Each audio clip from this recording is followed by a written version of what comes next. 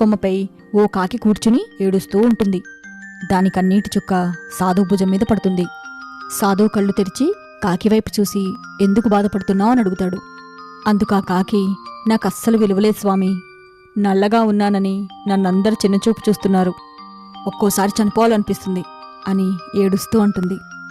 అందుకా సాధువు, దేవుడు మనకిచ్చిన దాంట్లోనే సంతోషంగా ఉండాలి. కానిప్పుడు నువ్వున్న పరిస్థితుల్లో నీకది చెప్పినా అర్థం కాదు. అందుకే నీకేమవ్వాలనుందో చెప్పు, నిన్నలా మార్చేస్తా అనంటాడు. నాకు హంసలా మారిపోవాలనుంది స్వామి అనంటుంది. సరే, అలాగే మార్చేస్తా. కానీ ముందు నువ్వు వెళ్ళి హంసనడిగిరా తాను సంతోషంగా ఉందా అని. అలాగే అంటూ కాకెళ్ళి హంసనడుగుతుంది. అందుకా హంస, నేనస్సలు సంతోషంగా లేను. నా జీవితంలో రంగుల్లేవుగా. అదే చిలకైతే చాలా సంతోషంగా ఉంటుంది అని చెప్పగానే కాకెళ్ళి చిలుకనడుగుతుంది.